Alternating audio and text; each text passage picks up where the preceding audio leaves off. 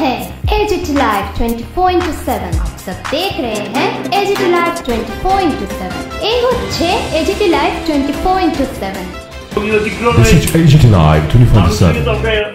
এই ধরনের যুদ্ধ পরিকল্পনা বুঝিয়ে সুঝিয়ে তারপরে ব্যবস্থা করে এই রেল লাইন হয়েছে। দ্বিতীয় জাতীয় সড়ক বামফ্রন্ট সরকার, যে সাবগুমের জাতীয় সড়ক কিন্তু বামফ্রন্ট সরকারের সময় হয়েছে। এখানেও কিন্তু রাস্তা বড় করতে হয়েছে, জায়গা অধিগ্রহণ হয়েছে, কিন্তু মানুষ উপযুক্ত ক্ষতিপূরণ পেয়েছে। কিন্তু এখন লক্ষ্য করা গেল উপযুক্ত ক্ষতিপূরণও দিচ্ছে না, বিকল্প ব্যবস্থা করছে না, এবং ক্ষতিপূরণ যেটা দিয়েছে এই যে চপনগর থেকে এই যে এই পর্যন্ত যে ক্ষতিপূরণের তালিকা দিয়েছে কোনো লোক জায়গা ছাড়তে চাইছে না। কারণ জায়গার অ্যাকচুয়াল দাম যদি হয় 2 কোটি, এখন তার কস্ট ঠিক করেছে 5 লাখ। তো এটা নিয়ে চরম বিক্ষোভ চলছে। সরকার তো পারবে না সর্বোচ্চ, এবং এটা তো হয় না, মানুষ যদি সরকার পারবে না, কোর্টে টিকবেই না। এটা যে এই এখন 2013 সালে যে জমি অধিগ্রহণ আইন হয়েছে, এই আইনে তো এটা করতে পারে না এইভাবে হোম স্কেল, এবং এর জন্য খুব তৈরি হচ্ছে। ওই আমরা তো রাস্তা পড়েছি এত ধরনের, কিন্তু ডলার বা এই সেই লাগাতে হয়নি, বা রাস্তা বড় হয়েছে। সরকারকে আমরা বলবো যাতে মানুষ উপযুক্ত ক্ষতিপূরণ পায় এবং বিকল্প ব্যবস্থাটা করে। আপনার গেলে বুঝতে পারতেন জঙ্গল, জনমানব নেই, একটা মুসলমান বস্তি আছে পাশে। এখানে গিয়ে আমরা কোথায় সেই ওই যে মানে পাথর পূজার জন্য গেলাম, খুঁজতে খুঁজতে তারপরে গিয়ে দেয় একটা খালি জায়গা, তার নিচে গিয়ে একটা পরিত্যক্ত একটা জায়গা, পরিত্যক্ত, সেখানে গিয়ে বললো যে এখান থেকে নাকি এটা কে দেখেছে, এখানকার স্থানীয় মানুষ সবাই বলে গেছে, একমাত্র প্রধানই প্রথম দেখেছে যে এখানে একটা পাথর ছিল, সে পাথরটা নাই। তাহলে অন্য কেউ দেখেনি, প্রধান দেখেছে, তিনি দেখে দেখা যায় এটাকে ছড়িয়ে দিলেন। এরপরে গিয়ে কিন্তু সেখানে মসজিদ এবং মাদ্রাসা আক্রান্ত হয়, এবং পরে গিয়ে পুলিশ সেখানে হস্তক্ষেপ করে। এই জাতীয় ঘটনাগুলো যদি, আমার প্রশ্ন হচ্ছে, যদি শিবির সেখানে থেকে থাকে, যদি কেউ নিয়ে থাকে, সেটাকে উদ্ধার করার দায়িত্ব প্রশাসনের, তাকে আবার পূজা অর্চনা করে বসিয়ে দেওয়ার দায়িত্ব সরকারের। সরকারি দলের লোকরে যদি এই ধরনের ঘটনা ছড়িয়ে দেয়, এবং এখানে মানুষের বক্তব্য কি, আসাম থেকে ফোন করছে যে এখানে ঘটনাটা হওয়ার কথা ছিল, হয়েছে কিনা, ওইখানকার লোকের বক্তব্য কিন্তু আমাদের কাছে বিবরণ দিয়েছে। ঘটনা তখন হয়নি, তার আগে জিজ্ঞাসা করছে এরকম একটা ঘটনা এখানে হওয়ার কথা, এটা হয়েছে কিনা, কি চলছে আমাদের রাজ্যে। নিরাপত্তা ব্যবস্থা আছে, সেই নিরাপত্তা ব্যবস্থাটাকে দেখা, আর এই ঘটনার সঙ্গে যারা প্রত্যক্ষ এবং পরোক্ষভাবে যুক্ত এদেরকে চিহ্নিত করেন এবং তাদের বিরুদ্ধে আইনানুগ ব্যবস্থা নেওয়ার জন্য দাবি আমরা জানিয়েছি। এবং ওই এলাকার শান্তি সম্প্রীতি রক্ষা করার জন্য সরকারি যে এখন পুলিশের যে ব্যবস্থাপনাটা আছে, সম্প্রীতি ফিরে না আসা পর্যন্ত এটাকে রাখতে হবে, যাতে উদ্র না করে। এবং এখনও কিছু মানুষ বাড়িঘর ছাড়া আছেন, সেই মানুষগুলো যাতে বাড়িঘরে ফিরে আসতে পারে, তার জন্য সেখানে সরকার সদর্থক ভূমিকা নিক এবং প্রয়োজনীয় উদ্যোগ নিক, এটা আমরা বলেছি। আমরা 8 তারিখে ভিজিট করার পরে আমরা চেষ্টা করেছিলাম মুখ্যমন্ত্রীর সঙ্গে দেখা করা যায় কিনা, তিনি রাজ্যের বাইরে ছিলেন, আমাদের পার্টির সেক্রেটারি যোগাযোগ করার পর আজকে সময় দিয়েছেন, সে অনুযায়ী আমরা দেখা করে কথা বলেছি। এবং এটা তো আপনারা জানেন যে আমাদের পার্টির সেক্রেটারি গিয়েছিলেন সেখানে তদন্তদল মানুষের সঙ্গে মিলিয়ে দেওয়ার জন্য, কিন্তু 163 ধারার জন্য ধর্মনগর শহর থেকে ফিরে আসতে হয়েছে, দেখা করতে পারেনি। পরে 163 ধারা উঠে হওয়ার পর এই প্রতিনিধি দল আমরা গেলাম, এবং বাজার কমিটি দারুণভাবে তারা আমাদেরকে সমস্ত কিছু দেখিয়েছেন, চিহ্নিত করেছেন। এবং বাজার কমিটির বক্তব্য তো কখনো তদন্তদল কোনো দিন এখানে হিন্দু মুসলমান সম্মিলিতভাবে আছেন এই জাতীয় ঘটনা তারা ঘটতে দেখেননি, এবং যেটা ঘটেছে সেটা না দেখলেও বোঝা যায় একেবারে মানে ধ্বংসাত্মক, বাজারটাকে বলা যায় তছনছ করে দিয়েছে। লুটপাটেরটা আমরা দেখেছি, কিন্তু এই ধরনের লুটপাট অকল্পনীয়, কোনো দোকান ছাড় পায়নি লুটপাট করা, কি হিন্দু কি মুসলমান সমস্ত অংশের দোকানপাটি সেখানে লুটপাট হয়েছে, এবং অগ্নিসংযোগ ইত্যাদি হয়েছে। এই সামগ্রিক এই ঘটনাগুলো যাতে এই রাজ্যে পরপর ঘটনা আপনারা দেখছেন, আর যাতে এই জাতীয় ঘটনার এই রাজ্যে পুনরাবৃত্তি না হয়, সরকারকে সেখানে সদর্থক ভূমিকা নিতে হবে, সাম্প্রদায়িক সম্প্রীতি যাতে রক্ষা করা যায়। এবং একটা চেষ্টা চলছে রাজ্যে সম্প্রীতি বিঘ্নিত করার, এবং উস্কানি দেওয়া হচ্ছে কোনো কোনো জায়গার থেকে এবং কোনো কোনো মল থেকে।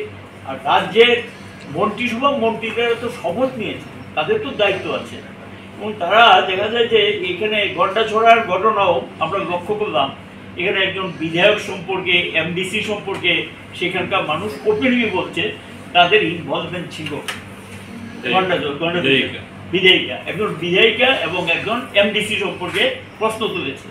আমরা আজকে বলেছি মুখ্যমন্ত্রীকে, কিন্তু আপনাদের দেখতে হবে সেম লক্ষ্য হয়ে গেল আপনার এই ধর্মনগরে আগের দিন এবং পরের দিন ঘটনাতে দেখা যায় জনপ্রতিনিধি এবং মন্ত্রীরা ধর্মনগরে অবস্থান করেছিলেন এবং তাদের অবস্থায় দ্বিতীয় দিন ঘটনা কিন্তু সবচেয়ে বেশি ভয়ঙ্কর হয়েছে। দ্বিতীয় দিন প্রচুর বিএসএফ সিআরপিএফ পুলিশ থাকার পর সেখানে পুলিশকে ইনঅ্যাক্টিভ করে দিয়ে তারপর লুটপাটের কাজটা হয়েছে এবং অগ্নিসংযোগের কাজ হয়েছে। 7-8টা বাড়ি পুড়িয়ে দিয়েছেন আগুন দিয়ে, কদমতলা শহরের সময় বাড়িগুলিতে কোনো জিনিসপত্র বার করতে পারে। এর লোক অবস্থা। এই যে অবস্থা, এখন যদি মন্ত্রিসভার মন্ত্রীরা উপস্থিতিতে যদি এই ধরনের ঘটনা ঘটে, তারা পার্শ্ববর্তী এলাকায় দাঁড়িয়ে থাকে, যদি এখানে এই জাতীয় ঘটনার সংঘটিত, স্বাভাবিক কারণে মানুষের কাছে কি বার্তা যাচ্ছে? এবং মানুষের কাছে বার্তা যাচ্ছে যে বোধ তাদের একটা প্রত্যক্ষ সমর্থন আছে বা পরোক্ষ সমর্থন আছে এই ধরনের ঘটনা কি করে ঘটে, সেখানে তাদের দায়িত্ব শান্তি রক্ষা করা সরকারের, সেখানে সেই ভূমিকাটা আমরা লক্ষ্য করছি। কাজে আমরা রাজ্যবাসীর কাছে আমরা দেখেছি বিভিন্ন উস্কানি, বিভিন্ন কিছুর মধ্যে দাঁড়িয়েও রাজ্যবাসী এরা এখানকে শান্তি সম্প্রীতি আমাদের যে ঐতিহ্য এটা রক্ষা করার জন্য উদ্যোগ করছেন। এখানকার শান্তিকামী মানুষ আপনার এদিন যাওয়ার পর প্রত্যেকেই বলেছেন না আমরা একসঙ্গে আছি, একসঙ্গে থাকবো, একসঙ্গে আমাদের বসবাস করতে হবে।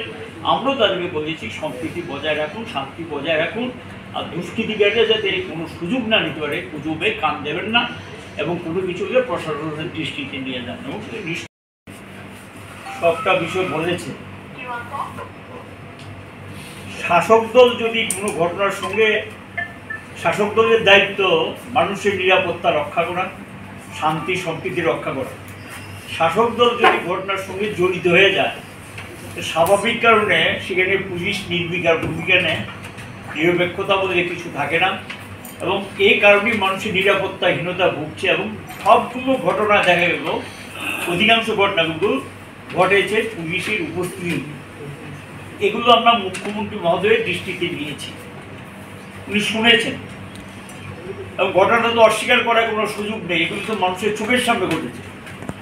যখন মানুষ রাজ্যে খাদ্য নেই, কাজ নেই, খুব খারাপ অবস্থা এবং দুর্নীতি নিয়ে রাস্তায় নামতে শুরু করেছেন, আইন শৃঙ্খলা নিয়ে রাস্তায় নামতে শুরু করেছেন, প্রতিদিন রাস্তা রোক হয় বিভিন্ন জায়গাতে এবং এগুলো জলের দাবি, এই দাবি সেই দাবিতে মানুষের যে জ্বলন্ত সমস্যা নিয়ে, এই সমস্যাগুলো সমাধান করা হলো সরকারের দায়িত্ব। তা না করে দেখা যায় আমাদের রাজ্যে চিরাচরিত যে শান্তি সম্প্রীতি এটা বিঘ্নিত করছেন এবং শাসক দল সেখানে সে দায়িত্ব অস্বীকার করতে পারে না। আমরা বলেছি যে সম্প্রীতি রক্ষার জন্য এগিয়ে আসতে হবে, সরকারকে সদর্থক ভূমিকা নিতে হবে। আমরা বলেছি যে একজন মাননীয় মুখ্যমন্ত্রীর অ্যাটলিস্ট ওইখানে যাওয়া দরকার ছিল। উনি বলেছেন যে যেতে পারেননি, তিনি যাবেন। এই বলেছেন যে সহসায় অল্প সময় উনি যাবেন, গিয়ে ওই এলাকার মানুষের সমস্যাগুলো শুনবেন। আমরা চোখে দেখার পর বুঝতে পেরেছি ঘটনার গভীরতা কত বেশি। একটা বাজারে, আরে এ তো দেখেছি আমি, আমার মনে পড়ে 80 সালের দাঙ্গার সময় বাইরে থেকে গিয়ে আগে গাড়ি ভর্তি করতেন মানুষের জিনিসপত্র লুট করে, তারপর আগুন দিতেন। এখানেও আমি দেখলাম ঘটনার ট্রেন্ড, বাড়িঘর থেকে আগে লুট করেছেন, গাড়িতে মাল বোঝাই করেছেন, তারপর আগুন দিয়েছেন। দোকানের মধ্যে সব দোকান না, লুটপাট, মোবাইলের দোকান, দামি জিনিসপত্র, টিভির দোকান, ফ্রিজের দোকান, এই জাতীয় সরঞ্জামগুলো গাড়িতে বোঝাই করে তারপর সেই দোকানগুলো পুড়িয়ে দিয়েছেন এবং ভাঙচুর করেছেন। বেশ কয়েকজন ইনজুর হয়েছে, চিকিৎসার ব্যাপারে কোনো খোঁজখবর নেই। আমরা বলেছি এবং আমাদের সেক্রেটারি বলেছে যে সরকারের থেকে যিনি মারা গেছে যে পরিবারটা, আমরা বলেছি পুলিশের গুলিতে মারা গেছে এবং সেখানে গিয়ে ওই পরিবারের একজনকে সরকারি চাকরি দিতে হবে। তিনি বলেছেন যে বিষয়টা বিবেচনাধীন, দেখবেন, তাই তো বলছে বিবেচনাধীন, তিনি দেখবেন, একটা দরখাস্ত পাঠিয়ে দেওয়ার জন্য বিধায়ক মহোদয়কে বলেছেন। আমরা বলেছি যারা ইনজুর্ড এখনো বাড়িতে কাতরাচ্ছে, পয়সা নেই চিকিৎসার, তাদের সমস্ত যারা ইনজুর্ড মানে আহত যারা হয়েছে তাদের চিকিৎসার সমস্ত দায়িত্ব সরকারকে গ্রহণ করতে হবে। তৃতীয় আমরা বলেছি যে সমস্ত বাড়িঘর পুড়ে গেছে, দোকানপাট ক্ষতিগ্রস্ত হয়েছে, পুড়িয়ে দিয়েছে,